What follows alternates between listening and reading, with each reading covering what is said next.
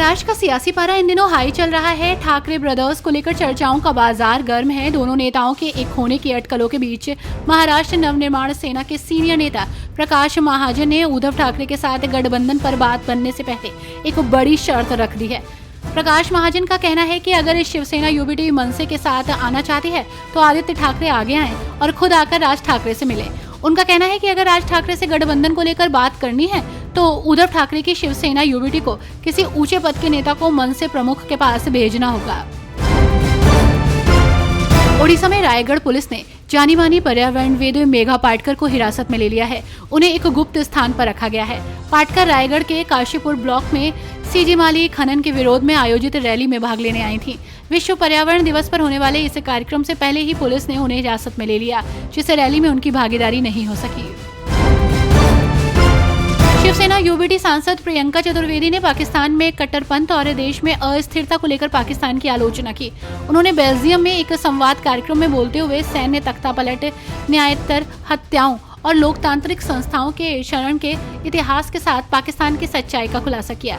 पाकिस्तान और पीपीपी अध्यक्ष बिलावल भुट्टो जरदारी का जिक्र करते हुए प्रियंका चतुर्वेदी ने कहा, हमारे बाद एक और प्रतिनिधिमंडल आएगा। प्रतिनिधिमंडल का नेतृत्व करने वाले व्यक्ति ने अपने संसदीय भाषण में कहा, कौन रात के अंधेरे में हमला करते हैं, बुज़दिल रात के वक्त हमला करते हैं। मुख्यमंत्री पुष्कर सिंह धामी ने पर्यावरण संरक्षण के लिए सामूहिक प्रयासों पर जोर दिया। उन्होंने कहा कि पर्यावरण संरक्षण उत्तराखंड वासियों के स्वभाव में है और सरकार जैव संस्थाओं के संरक्षण के लिए प्रतिबद्ध है। उन्होंने सभी से पौधारोपण, नदियों की सफाई और एक पेड़ मां के नाम अभियान को बढ़ावा देने का आग्रह किया, ताकि उत्तराखंड को प्लास्टिक मुक्त बनाया जा सके। कांग्रेस सांसद शशि थरूर ने बड़ा बयान देते हुए कहा कि हम लोगों से अक्सर ये सुनते हैं, आप पाकिस्तान से बात क्यों नहीं करते। हम किससे बात करें? हम जिन लोगों से बात करते हैं वे या तो उन तत्वों को नियंत्रित करने में असमर्थ हैं या फिर अनिच्छुक हैं जो हमें नुकसान पहुंचा रहे हैं। अगर आप नागरिक सरकार से बात करते हैं तो नागरिक सरकार को ये भी नहीं पता कि सेना हमें मारने के लिए सीमा पार आतंकवादियों को भेज रही है, तो हम किससे बात करें? हमें बात क्यों करनी चाहिए? राजस्थान के चर्चित कन्हैयालाल टेलर मर्डर केस की तीसरी बरसी से पहले सियासत तेज हो गई। पूर्व सीएम अशोक गहलोत ने अभी तक ट्रायल पूरा नहीं होने पर सवाल उठाते हुए कहा कि हमारी सरकार में 4 घंटे में ही अपराधी पकड़ लिए गए, लेकिन बीजेपी राज में ट्रायल तक रुका पड़ा है। उन्होंने आरोप लगाते हुए कहा कि बीजेपी ने सियासी फायदा तो लिया, लेकिन पीड़ित परिवार को इंसाफ दिलाने में कोई दिलचस्पी नहीं ले रही है। बेंगलुरु भगदड़ पर बोलते हुए एआईएमआईएम सांसद असदुद्दीन ओवैसी ने कहा, ये बहुत दुर्भाग्यपूर्ण और दुखद घटना है। प्रशासन और सरकार को ये देखना चाहिए कि ऐसा क्यों हुआ। जब इतना बड़ा समारोह आयोजित किया जा रहा था तो उन्हें सभी संभावनाओं पर गौर करना चाहिए था। खुशियां गम में बदल गईं।